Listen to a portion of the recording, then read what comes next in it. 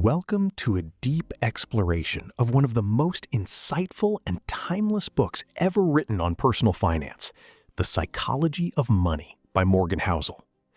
This is not a book about cold, hard formulas or complex mathematical rules. Instead, it is a profound journey into the human mind, uncovering the soft skills, behaviors, and attitudes that truly determine whether we build lasting wealth or watch it slip away. Money is everywhere, affecting every corner of our lives, yet it confuses us endlessly. Every person has a completely different perception of money, and they behave according to that unique perception.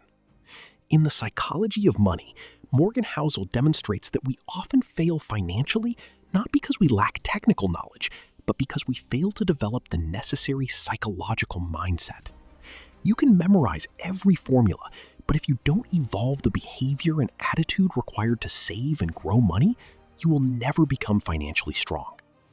This script distills the powerful lessons from Housel's book, presenting captivating case studies and real-world examples that prove saving money is a soft skill, not a technical one. If your goal is not just to look rich, but to truly be wealthy, then let us begin this interesting discussion. No one's crazy. Every person has a different nature, a different way of thinking, and a unique lens through which they view the world. What seems brilliant to me might seem completely foolish to you, and something you adore could be meaningless to me. In The Psychology of Money, Morgan Housel explains that our perceptions are shaped by our personal experiences, and we often judge the world and the people in it based on that very perception.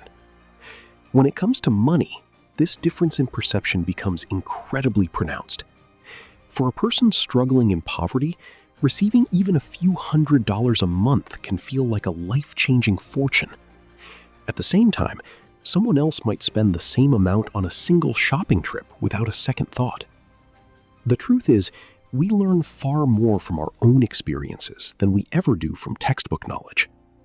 A person who has lost heavily in the stock market can truly understand that loss only because he has lived through it. No amount of reading could teach him that feeling. Economist Michael Batnick once said that life's lessons are experienced before they are understood.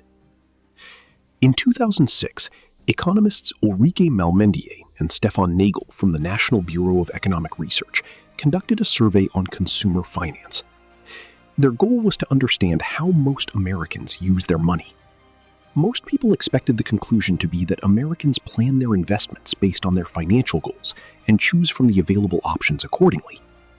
But the survey revealed a surprising truth. The majority of Americans do not invest according to their financial goals. Instead, they invest based on their life experiences. The experiences they had from childhood to adulthood, whether they grew up in a time of high inflation or saw the stock market boom, dictated their investment choices. If you grew up during a period of high inflation, you are far less likely to invest in bonds. If you witnessed the stock market growing during your formative years, you will be naturally drawn to stocks. Conversely, if you watched people lose everything in the stock market, you will probably avoid it like the plague. Morgan Housel explains that our willingness and ability to take risk comes entirely from our personal experience. This courage is not a product of education or intelligence. It is drawn solely from what we have lived through. For example, imagine you were a child and your father lent money to relatives and friends, never to see that money again. That experience would likely engrave a belief in your mind that you should never lend money to friends or family. Similarly, if your father was burdened by loans and suffered a financial crisis because he couldn't repay them, you'd grow up thinking that borrowing money is a dangerous path. In essence, we make our financial decisions based on the blueprint of our own experiences. We justify those decisions using the information we have at the current moment and mold them to fit our unique mental model. When a person makes a financial choice, at that precise moment, it seems the most sensible decision to him. He genuinely believes that what he is doing is best for his situation.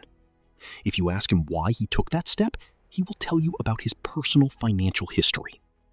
Often, such people are simply misinformed have incomplete information, or have been misled. Take lottery tickets as an example. These are overwhelmingly bought by the less affluent. When they purchase them, they genuinely believe it's a smart financial move because they have seen people become wealthy through luck. Their mental model tells them that you don't need hard work to become rich. You just need a lucky break or a shortcut. As a result, they keep buying lottery tickets or searching for get-rich-quick schemes. Our behavior with money is crazy, filled with slippery and foolish tendencies. What seems completely nonsensical to you might be perfectly logical to me.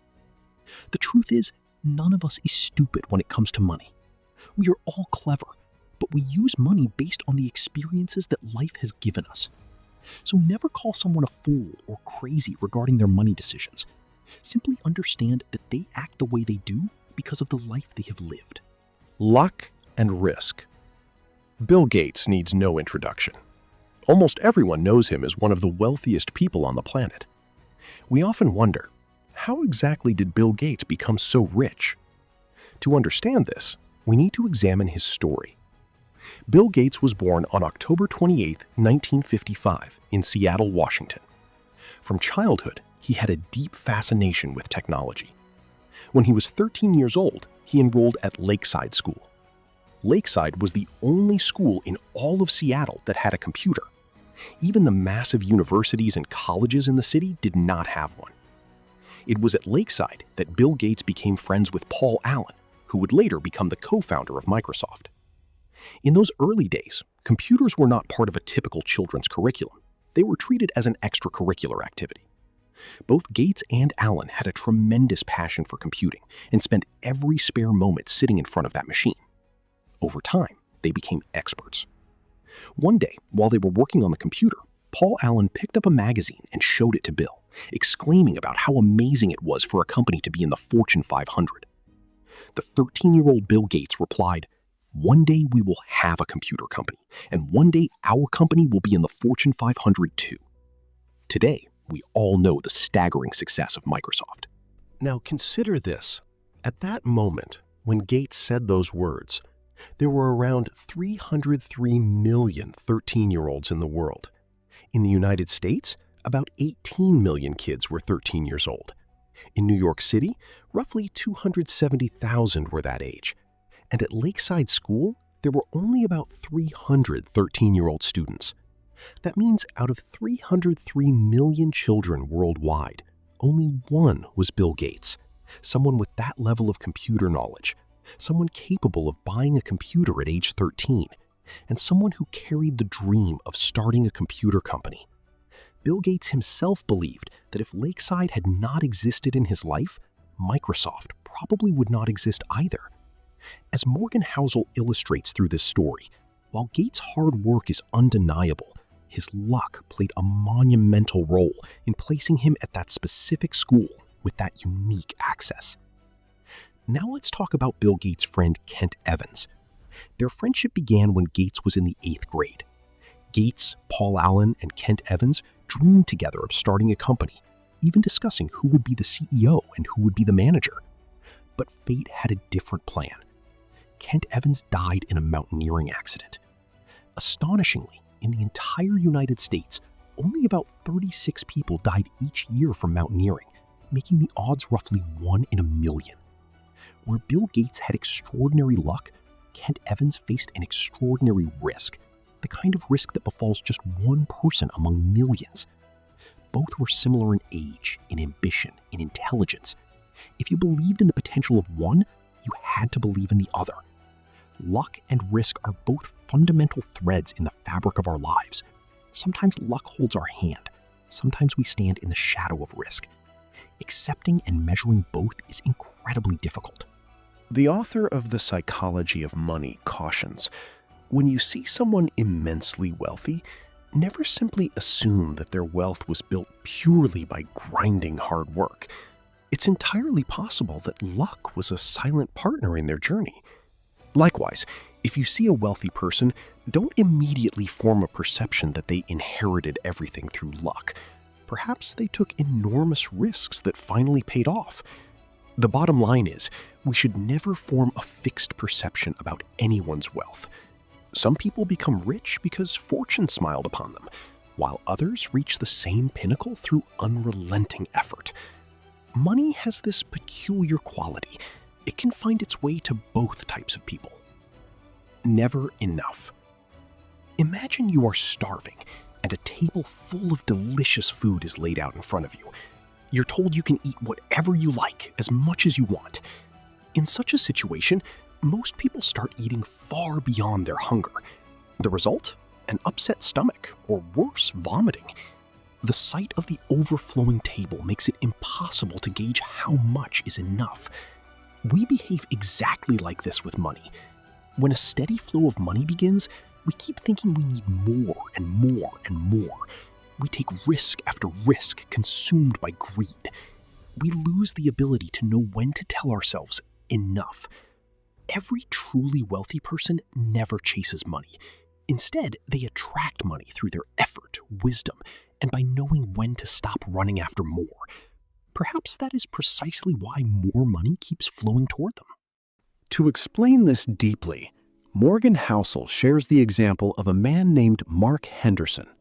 Mark was born in a modest neighborhood in Chicago, and by his teenage years, he was completely on his own, having lost his parents. However, what he achieved later in life was nothing short of extraordinary. By his mid-40s, Mark had become the CEO of one of the world's most prestigious consulting firms. After retiring in 2007, he played significant roles at the United Nations and the World Economic Forum, and he worked on several high-profile projects alongside Bill Gates. Overall, Mark was living an immensely influential and respected life. It was an inspirational story. A man from humble beginnings was now rubbing shoulders with the global elite. By 2008, Mark Henderson's net worth had reached $100 million. This was an amount so vast that he could do practically anything he desired. But his ambition was not satisfied. He was a multi-millionaire, but now he wanted to become a billionaire. He served on the boards of 5 major corporations, and to fulfill his billionaire dream, he started doing side hustles to generate extra income. He began dabbling heavily in stock market trading. Someone tipped him off that legendary investor Warren Buffett was about to inject $5 billion into a struggling major bank to help it survive. Mark was on the board of this bank. Upon hearing that Buffett was going to invest, he called a hedge fund manager named Mike and shared this confidential information. Mike immediately bought 175,000 shares of the bank's stock for himself and for Mark's family. When the news of Buffett's investment became public, the share price skyrocketed. Mark made a profit of nearly $17 million, and Mike pocketed about $1 million. Eventually, the Securities and Exchange Commission caught wind of the trade. And both Mark and Mike were charged with insider trading. They were convicted and sent to prison. The stellar reputation Mark had built over decades crumbled into dust in just a few days. If you ask the author of The Psychology of Money, you will find countless examples of people who have more money than they can ever spend, yet they destroy themselves in the pursuit of even more. The sole reason is that they never mastered the psychology of money. They never learned when to say enough. When a huge amount of money comes to you, there comes a moment when you must call a halt. If you fail to stop yourself, you will become trapped in the web of money, and the end result will be the loss of both your wealth and your respect. There are 4 things you must always keep in mind. First, the hardest moving. When a great deal of money comes to you, do not become greedy for more. You need to work on long-term goals gradually. Focus on ambition, but also on satisfaction. The faster you run toward money, the faster it runs away from you. So slow down and learn to be content. Second, social comparison is the problem. Never compare your wealth or income with anyone else. Social comparison is a battle that nobody wins, and it never ends. The person who plays this game always loses, and by comparing, you only torment yourself mentally. Third, enough is not too little. If you constantly push yourself to earn more and more, you'll eventually reach a point of deep regret. Just as we said earlier, eat only as much as you can digest. You must know where to stop. Fourth, there are many things never worth risking, no matter the potential gain. When Mark Henderson was released from prison, he made a statement that we should never be attached to anything, be it reputation or money. There are things that are invaluable: family, respect in society, freedom, independence. These things are earned with great difficulty, and we should only take risks when we are certain that those invaluable things will not be harmed. Think for yourself. What is the point of taking a risk that puts your reputation on the line, causes problems for your family, or destroys your freedom? Therefore, before taking any risk, always consider these priceless aspects of life. Aim to be satisfied. Learn to attract money, and you will attract money only when you stop chasing it relentlessly. Confounding compounding. Studying all night before an exam might help you pass with decent marks, but you can never become a topper with just one night's effort. To top an exam, you need consistent daily study. Similarly, if you have to crack a competitive examination, one day of study is not enough. You need a little bit of study every single day. This exact concept applies to money. Money is pulled toward those who work for it with relentless consistency. If you truly want to be wealthy, you must put in the effort every single day. Often, people think about getting rich quickly, and in their haste, they resort to wrong methods. The result? Money leaves as rapidly as it came. They don't understand the psychology of money. They don't realize that money is attracted to those who work for it day in and day out. By doing small things consistently, we achieve big things, and that is called compounding. The author of The Psychology of Money, Morgan Housel, explains this with an analogy. If you are trying to lose weight, it won't happen in a single day. You have to go to the gym daily and do your exercises daily. Only through that daily process will the weight come off. To understand this correctly, let's take the example of Warren Buffett. Over 2,000 books have been written about him. Most people say that Warren Buffett is one of the greatest investors in the world. No doubt, no one questions that. But very few writings mention when Buffett started investing. Very few know that Warren Buffett began investing when he was just about 10 years old. At present, Warren Buffett's net worth is around $85 billion. Out of that $85 billion, an incredible $84.5 billion was earned after he crossed the age of 50, and $81.5 billion of that came after he was in his mid-60s. This means that for about 40 years, his earnings were nothing spectacular, but he consistently kept investing. The fruit of those 40 years of labor came only after he was past 50. Buffett's wealth was built through the process of compounding. Often, we start with tremendous energy and passion, but when we don't see instant results, we start losing heart. It is exactly the same when we invest money in the stock market. A few days after investing, when we don't see an immediate profit, we become impatient and sell our shares at a loss. The author points out that you can effectively use the power of compounding only if you have patience. Similarly, when we start a business and don't see profit in the beginning, we become restless and end up shutting the business down. Warren Buffett is the richest investor, but he is not considered the greatest investor. Jim Simons, who compounded his income at an annual rate of 66% since 1988, whereas Buffett compounded at about 22% annually, has a net worth of $21 billion, while Buffett's is $85 billion. So why is Simon's net worth so much lower, even though he's a superior investor? The simple answer is that Simon started investing when he was 50 years old, 40 years later than Buffett. If Simons had started at age 10 like Buffett, his current net worth would be unimaginably gigantic. The difference between Buffett and Simons highlights the magic of time and compounding. If I ask you to add 8 plus 8 plus 8 plus 8 plus 8 plus 8 plus 8 plus 8, you can do it in seconds and get 72. But if I ask you to multiply 8 by itself 9 times, your head might spin.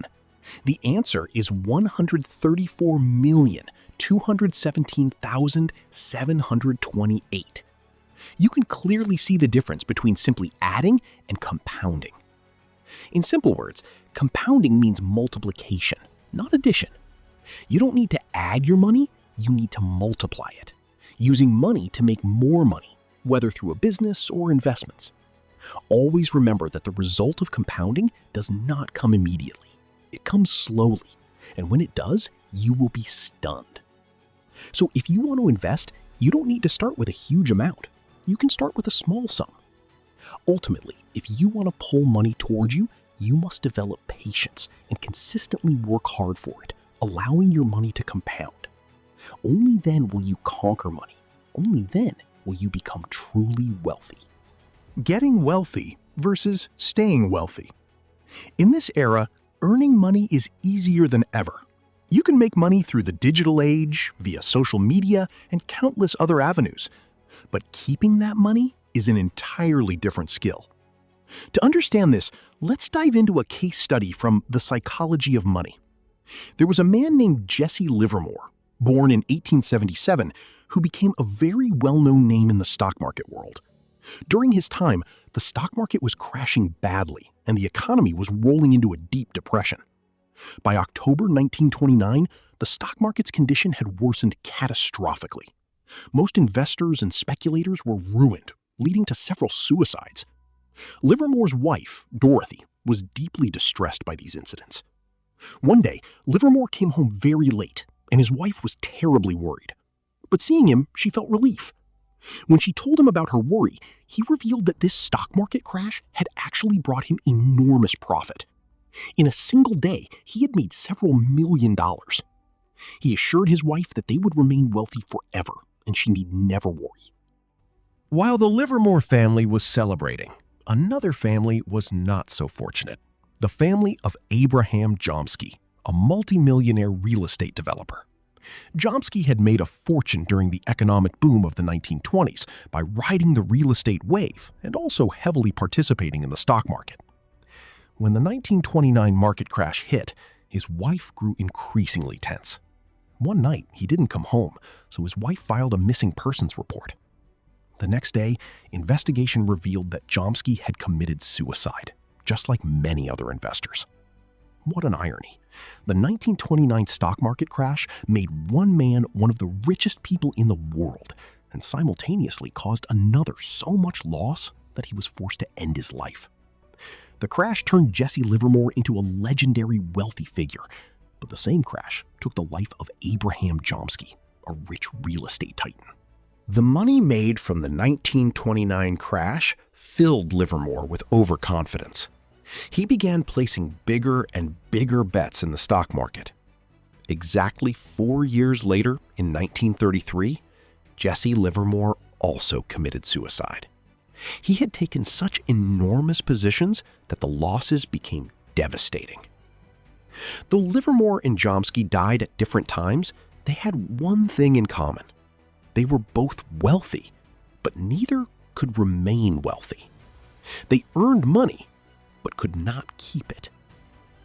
Morgan Housel says that to earn money, you must take risks. You must be hopeful and optimistic, stepping outside your comfort zone.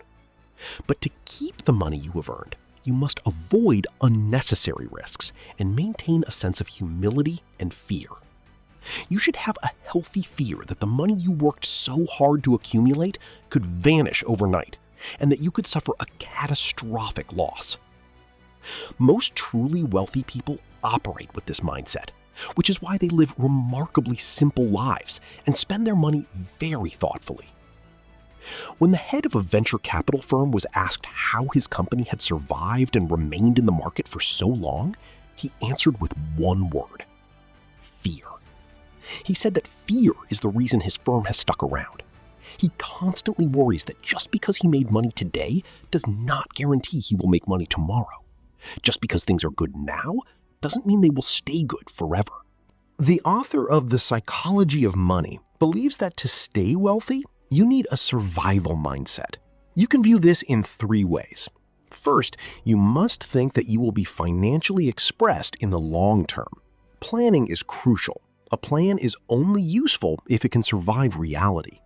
Second, you need an optimistic personality. When you are optimistic, a survival mindset naturally follows, and you develop the belief that you can survive any situation. Always remember, earning money is not the hardest part. Keeping that money safe is the real challenge. So once you earn money, your entire effort should be focused on how to preserve it. By preserving it, you attract even more money toward you. Tails you win. In life, we keep doing many things and making many plans. Some of those plans succeed, and in some we face failure.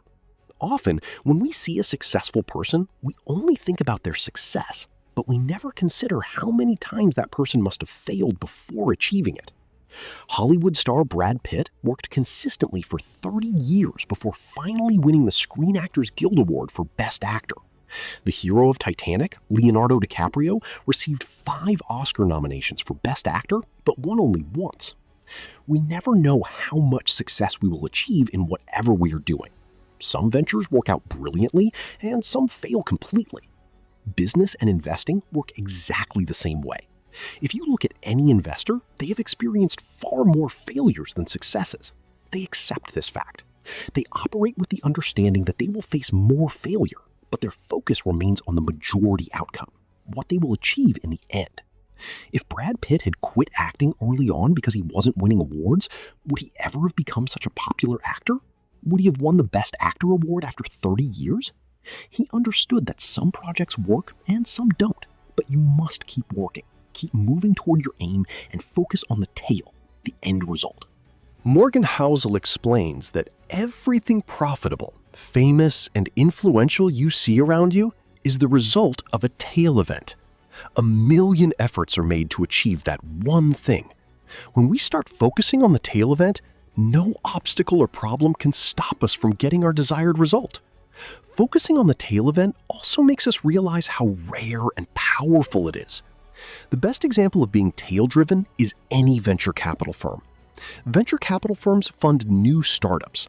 Typically, a VC firm will invest in 40 to 50 startups, fully knowing that more than half of them may fail. But they also know that at least 10 will survive, and out of those 10, 2 or 3 will be bonanza offers, returning 100% or more.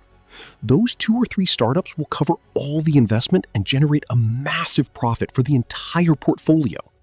Similarly, when an investor builds a portfolio, he knows that not every stock will deliver great returns, but 1 or 2 will cover the profit of the entire portfolio. According to The Psychology of Money, the tail event is everything. The person who understands this becomes successful. Whatever stories you hear about wealthy people, you will find that they always think about tail events. When you grasp this, failure, business not working, and losses become normal to you. Failure stops being surprising. You accept it as a part of the process of becoming wealthy. Our issue is that we don't accept failure. We panic, we think, how could this happen to me? I worked so hard. But we forget that the result of hard work comes only at the end. If you are a good stock picker, you might still pick wrong multiple times. If you are a great businessman, you might end up selling a non-profitable product. Legendary investor Peter Lynch believes that if you are good at business, you will be right 6 times out of 10 and wrong 4 times. We put immense mental pressure on ourselves to be correct all the time. We think we can't ever make a mistake. Even the great batsman, a legend like Ted Williams in baseball, failed more often than he succeeded. In investing and entrepreneurship, we learn that nobody makes the right decision every single time. Do you think Bill Gates, Jeff Bezos, Elon Musk make the right decision every time? No, they make many wrong decisions too. The only difference is that we never hear about their wrong decisions because we are so mesmerized by their successes. They view failure as part of the process, never letting it overwhelm them because they know that failure is possible, but their focus remains on the tail event where success is waiting for them at the end. Freedom. Freedom means you can do anything as your heart desires without anyone's restrictions. When you are wealthy, You get financial freedom, the power to do whatever you want with your money and money. And that financial freedom brings you happiness. Ultimately, people pursue financial freedom so they can be happy in life. Morgan Housel says that happiness is a complicated subject, and its definition varies for each individual. A small child's smile can fill you with joy, and seeing your favorite movie star live can also make you happy. But if we talk about the common denominator of happiness, it is having control over your life. When you are in control of the things you do, you feel immense joy. No matter how much money you earn, if your life is not under your own control, you cannot be happy. Conversely, even if you are earning nothing, but your life is in your hands, you are definitely happy. People typically want control over their lives. When someone tells them to do a task, they feel they are being disempowered or dominated, and they sense that the other person is imposing their choice. As humans, we always have the choice to say yes or no, or simply do what we are told. When we get caught in this web of choices, we realize how crucial financial freedom is, because it gives you the choice to do whatever you want with your time and money. Successful entrepreneur Derek Sivers, when a friend asked how he got so rich, told his story. Before starting his startup, he worked a job that paid him $800 a month. Every month, he saved something. Within 2 years, he had saved $20,000. He was 22 years old at the time. After saving that sum, he quit his job and became a full-time musician. He started getting music assignments every month and used that income to meet his expenses. He had gained complete freedom, no restrictions on anything, earning money doing what he loved. When his friend asked further how he ultimately became rich, Derek beautifully answered. Selling his company was just a financial transaction. He truly became rich at age 22 when he became a full-time musician. Real wealth comes when you do work that you enjoy and that pays you. True financial freedom arrives when you do what you want to do, and money flows in. People often switch jobs searching for financial freedom, thinking a bigger paycheck will deliver it. But a bigger salary doesn't grant financial freedom. You will find financial freedom only when your life is under your control. Now let's discuss the man in the car paradox, a fascinating concept from the psychology of money. When you see someone driving an expensive car, you don't think about how rich that person is or how hard they work to buy it. Instead, you think, I wish I had a car like that. This is the paradox. People often want to be wealthy so that others will love and admire them. They buy expensive clothes, luxurious cars, and flashy watches to impress others. They set a benchmark. They need the same kind of watch, the same luxury car, the same designer clothes. And deep inside, the same desire burns. They want others to be impressed by them and admire them. Human beings have always longed to be liked, admired, and treated as role models, and most people use money as the tool to achieve that. They try to win hearts by flaunting expensive possessions, but deep down, they also know that others want the same. Others are not impressed by you or your things. Their own personal desire is what compels them to notice you.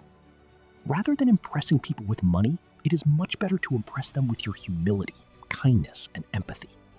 The impression built on these qualities is long-lasting. Whether you are poor or rich, your nature will draw people toward you. Wealth is what you don't see. We can see money, but we cannot see wealth. Wealth is a state of living, much like how you can't see air, but you know it's there. You will encounter many people driving expensive cars, but owning an expensive car does not make them truly wealthy. Conversely, you'll come across people with ordinary cars who, in actuality, are enormously wealthy. Of course, it's possible that someone with a luxury car is genuinely wealthy, but buying that car reduces their wealth. The author of The Psychology of Money, Morgan Housel, explains with an example. If you purchase a car for $100,000, it simply means your wealth has decreased by that amount. Most truly wealthy people, therefore, avoid buying flashy cars. We often judge wealth based on appearances and build our perception accordingly. If a person wears high-end branded clothes, We assume they are rich, but the full reality may be hidden. That person might have huge debts piling up behind those expensive clothes. It's easy to show yourself as wealthy due to modern credit. You can take a loan to buy a luxury car, build a palatial house, or wear designer outfits.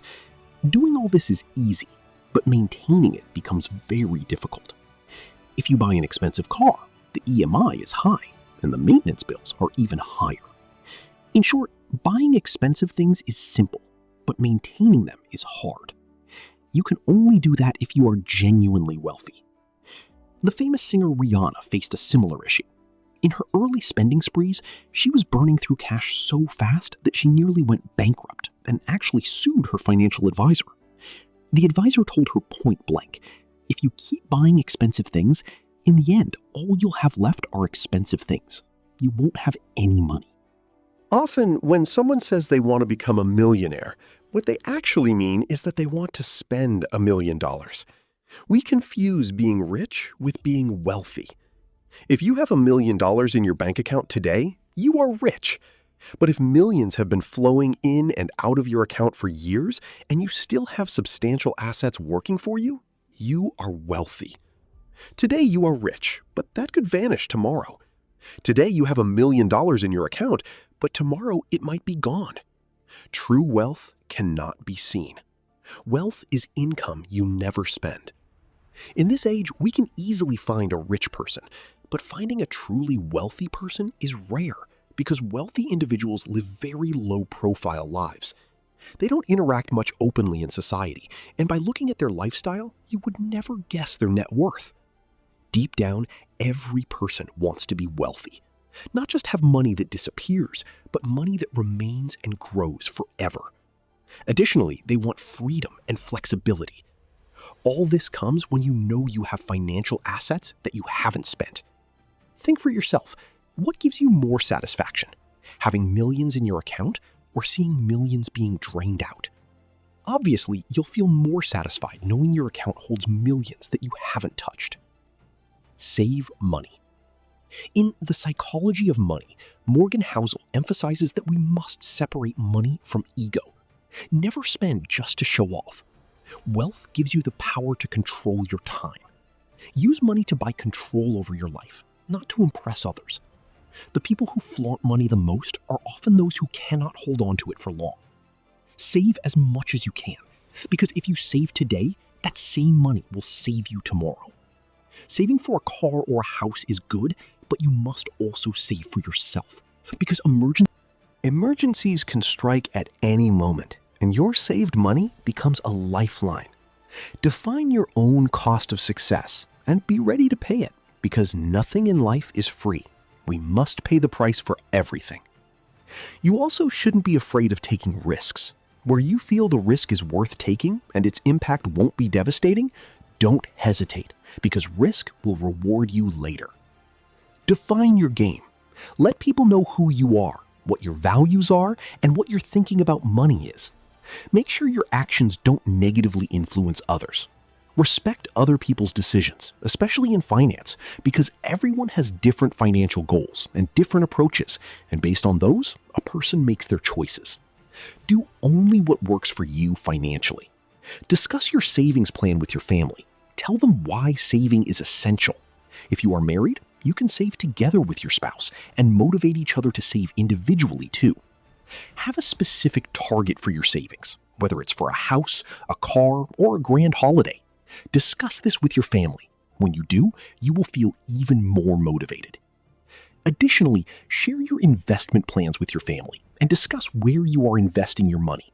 It's important to know what your family thinks about investing.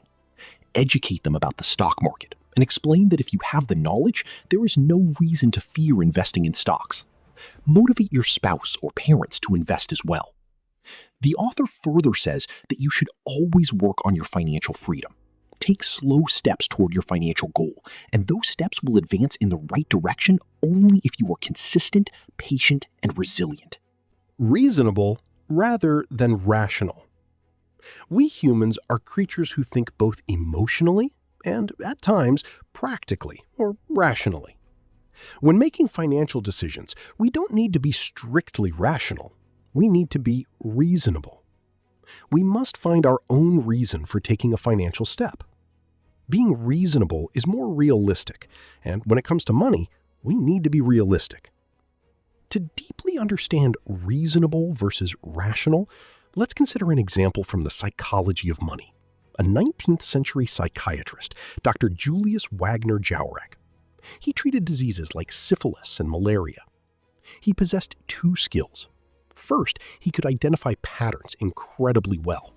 Second, what others saw as madness, he saw as courage. He applied these skills to neurosyphilis patients. He noticed a pattern. When syphilis patients developed a high fever, they began recovering faster. He hypothesized that fever helps the body fight infection, something other doctors were missing. Wagner Jauregg arrived at a logical conclusion and started injecting weak strains of typhoid, malaria, and smallpox viruses into syphilis patients. It was an extremely dangerous experiment, and several patients died. Eventually, he began injecting a weak malaria strain, which induced fever. The patients started recovering. He concluded that 6 out of 10 syphilis patients could be cured by malarial fever, and this treatment became known as malaria therapy. For this research, he won the Nobel Prize in Medicine in 1927. Though malaria therapy was later replaced by penicillin, Wagner Jauregg was the first doctor to demonstrate that fever can fight infection. People generally view fever as something terrible and take various medicines to suppress it. They see fever as bad because it causes pain and discomfort. When we have a fever, we aren't reasonable. We are rational. We just want the doctor to give us medicine so we can get better immediately. We don't think, good, I have a fever. My body will now fight off the infection. We can't think that way because we are hurting. Exactly the same thing happens with financial decisions. We react with fear. Fear that our money might sink or we might suffer a huge loss. So we think rationally, not reasonably. Morgan Housel states that a person is neither fully rational nor irrational. We rarely think in a purely hard-nosed way and rarely question our own thinking. Harry Markowitz won the Nobel Prize for his mathematical trade-off between risk and return. When asked how he invested his own money, he revealed that he simply split his portfolio 50-50 between bonds and equities. His reasoning? He never wanted to feel regret about his investments in the future. And when needed, he would adjust the ratio, 60% bonds, 40% equities, etc. Markowitz was neither overly rational nor irrational. He was reasonable. He had a clear reason to avoid future regret. Before making any financial plan, find your reason. Don't do it just because everyone else is doing it or because the whole world says you should. Decide for yourself what your reason is. History is mostly surprising. History is often the study of surprising events, but investors tend to analyze the future based on history. When they look at the market's history, they get a rough idea of what might be useful in the future. However, relying on history often leads to losses. Investors depending on investing history make two critical mistakes. The first is that they miss outlier events that cause market movements. Morgan Housel points out that every decade and every century is different, with different types of people. The 19th century global economy was vastly different from the 20th century economy. In the 19th century, 2 world wars occurred, followed by the Great Depression. But in the 20th century, major events of that scale didn't repeat in the same way. If you're an investor, you must understand that every event is unique and affects the market differently. If the market lost $10 billion in the 1907 depression, that does not guarantee the same loss in a future depression. It could be far more or far less. So you shouldn't predict the future of investing based solely on history.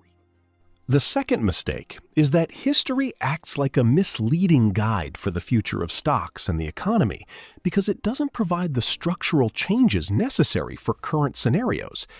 In the 19th century, there was no such thing as venture capital. An entrepreneur had to fund a startup with personal money or a bank loan. Risk was far higher. If we rely on historical data, we miss how much things have changed. Now, venture capital firms are abundant, making startup funding vastly better. Previously, we bought physical share certificates. Now we trade online. If we ran an economy or stock market only on history, we'd never experience these structural changes. Competition has increased, technology has made information accessible, industries have shifted from industrial to tech sectors with different business cycles and capital uses. A common phrase in investing is, "It's different this time." History is not a prophecy that what worked before will work for you. Look at the specific trends, specific sectors, and then think about investing. Room for error. We humans are peculiar. We cannot predict what will happen to us tomorrow, yet we make financial plans for many years ahead. This might be foolishness, or it might be optimistic thinking. Life is unexpected. The best example of financial behavior often comes from where we least expect it, the casinos of Las Vegas. In The Psychology of Money, Morgan Housel explains that at a blackjack table, you can meet players who can teach you how to manage money and the importance of room for error. The fundamental principle of blackjack card counting is simple. Certainty doesn't exist. Blackjack players make educated guesses about which cards the dealer has already drawn and which remain. Based on that, they calculate the probability of the next card. The author explains, suppose a dealer has 5 cards named A, B, C, D, and E. If A and B are already drawn, the player focuses on C, D, and E, working to reduce probability unknowns. They don't leave room for error. When you know what card is likely coming, you bet more. When you're uncertain, you bet less. Blackjack players know they are playing a game of odds with no certainty. You can never guess exactly which moment will be best. You want to give yourself room for error. You must accept that the plan you made might not work. We can also call room for error the margin of safety. When it comes to money, we tend to underestimate it. Room for error is also related to forecasting, and forecasting correctly is nearly impossible. How much will the stock market return over the next 10 years? How much money will you have after retirement? These forecasts can only be rough odds. By taking a margin of safety, you can estimate a justifiable amount. Whenever you estimate future investments, you must leave room for error, acknowledging that your estimation cannot be perfectly accurate. Room for error is a science. You must take risks, but before taking any risk, you must ask if it's worth taking. Apply the same philosophy to money. In any investment, know whether the risk is worth it. Room for error encourages you to take risks where the potential loss is manageable, so you have a better chance to grow your money. Often, we make excessively long and detailed plans, but we should avoid that because over time, our desires, needs, and wants change. Setting long-term financial goals is essential, but every 5 to 10 years, the world changes. New technologies emerge, new economic policies appear, and our own goals evolve. At every stage of life, we make decisions that influence our future, and we often feel excitement about them. The author of The Psychology of Money gives an example. Many people got tattoos in their teenage years as a hobby, and later deeply regretted that decision. Your feelings and emotions keep changing over time. So when making a financial plan, keep 2 things in mind. First, don't think about the extreme end of the plan. Assume that even if your income remains low, you will still be happy. If you work incredibly hard on the plan and the end result doesn't materialize, you'll feel regret. Once you make a plan, review it every year and modify it if needed. Successful wealthy people do exactly that.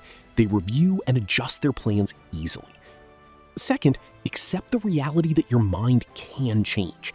Employees who are overly loyal to their company often lead miserable lives because they decided in their youth exactly what field and company they would stick with, and they don't want to feel like a traitor, even if it torments them mentally. Be loyal to yourself, not to a company. Embrace the reality of change as soon as possible. For example, Amazon started as just a bookstore. Gradually, it changed, becoming an online e-commerce company, delivering books and other items, and continually evolving. Now, its target is space. If it hadn't adapted, it wouldn't be one of the most valuable companies today. Jeff Bezos understands the reality of change every 5 to 10 years and plans accordingly. That is the secret of his success. If you tie yourself to a single plan, you'll never explore other opportunities. As the world changes, you must change with it. Walk step by step with the world, because that's where success lies. You and me and the seduction of pessimism. Greed is a part of human nature, and we all have some form of desire, whether for material things or emotional ones.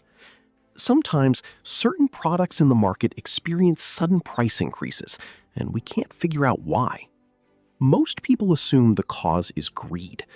In economic language, a sudden price surge is called a bubble. Blaming it entirely on greed is not correct. Whenever prices shoot up, we say the traders have become greedy because we see it only from our own viewpoint. In reality, we don't know the actual reason behind the bubble. No expert can tell you exactly why economic bubbles form.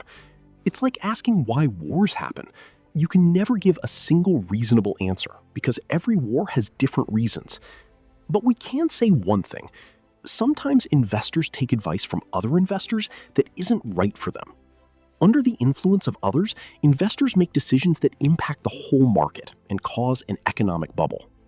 A normal person's vision and an investor's vision are different. A normal person tries to keep money invested for the long term, whereas many investors hold investments for the short term. Morgan Housel explains with the example of the dot-com bubble. In 1999, a regular person went crazy for Yahoo stock, thinking that investing for 30 years would yield millions. However, professional investors invested large sums only for the short term. They knew the stock had momentum, but that the momentum could shift any moment. So they played short-term, high-amount strategies. When one good trader makes a short-term move, other traders follow, leading to huge intraday trading and eventually a bubble. That's what happened in 2000. Then the housing bubble formed, and home prices soared because investors were buying properties and flipping them quickly. When any product's price shoots up, we can blame investors for being irresponsible, but they are simply influenced by one another to make money. They think if they can earn in one day with intraday trading, they'll trade intraday. Or if 2 years is the horizon, they'll invest for 2 years. You can do the same. Don't fear being labeled greedy. If your knowledge tells you that intraday trading can make you money, go ahead. If a 1-year investment works, do that. Don't get influenced by others. Now, let's discuss pessimism.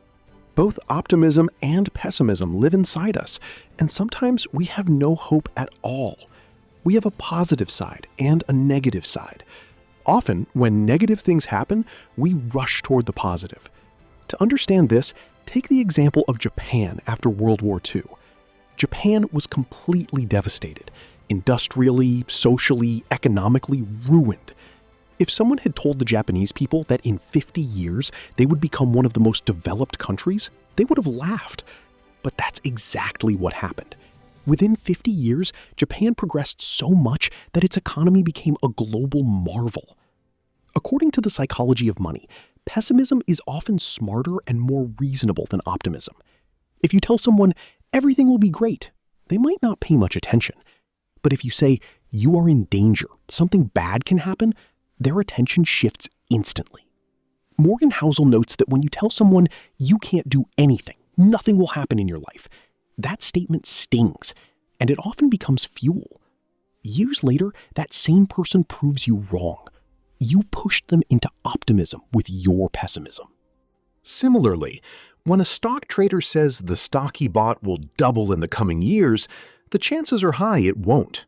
But when someone says a stock is worthless, that very stock often performs well.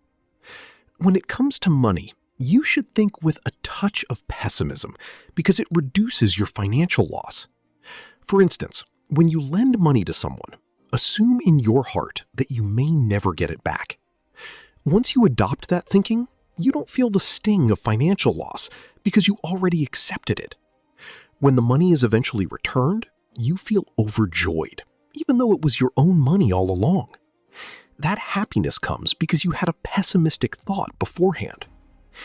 Conversely, in investing, we set high expectations, expecting huge returns, And when they don't materialize, we become frustrated and upset. If instead we start with the mindset that we might not even get our principal back, we maintain peace, and even a small return brings immense joy. So in money matters, adopt a pessimistic outlook, especially when you invest. Otherwise, always believe that one day you will definitely become wealthy. When you'll believe anything. We've all seen Hollywood movies where aliens attack American cities. Let's use that alien example. Imagine an alien comes to New York City, not to attack, but to check the American economy, specifically in 2007 and 2009. In 2007, it observes people partying, eating well, wearing fine clothes. In 2009, it sees people again, partying, eating well, and wearing fine clothes. The lifestyle between 2007 and 2009 did not appear drastically different. But upon closer inspection, the alien notices technology has changed.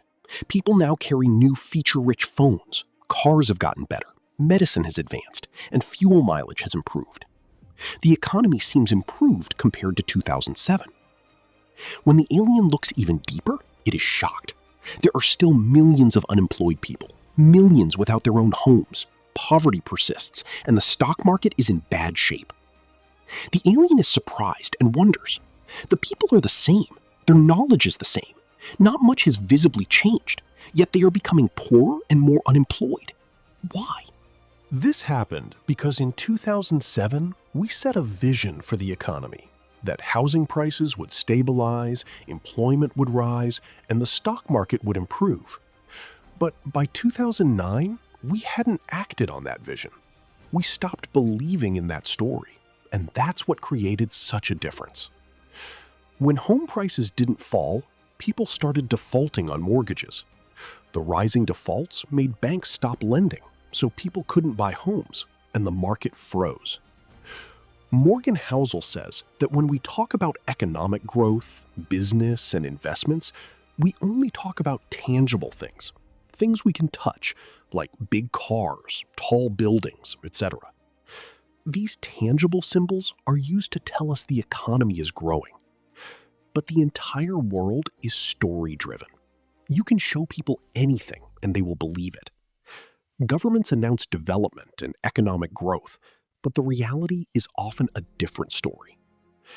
When managing your money in this story-driven world, keep two things in mind. First, when you start believing something is true, you begin to overestimate the odds of that truth happening. You treat it as fixed, refusing to believe any other truth. The author of The Psychology of Money illustrates this. If you have no money and you are told that a holy man outside the city can cure any disease, you'll go to him and seek treatment. If you had money, you'd go to a large hospital. This proves that when you lack money and fall ill, you are ready to believe anyone's words as truth. Second, when we get an incomplete view of the world, we ourselves start completing that view, creating our own narrative to fill the gap. When you tell someone something, and that person tells another, they add their own narrative or a few extra details. As children, when our grandmothers told us ghost stories and we retold them to our friends, we'd add our own input to make it scarier. Humans have this mindset. When a story doesn't satisfy us and feels incomplete, we insert our narrative to make it complete, more interesting, and that satisfies our mind. We all think that what we see around us is the absolute truth, but we never realize that the inside story is different. We simply believe whatever higher authorities tell us. When it comes to money, you must not believe everything. You need to uncover the reality yourself. Understand the truth of your investments, because until you know the truth, anyone can make a fool of you in this vast market. All together now. Confession. We don't know you, and you don't know us. Nobody knows better than you what you should do with your money. You are the master of your own money.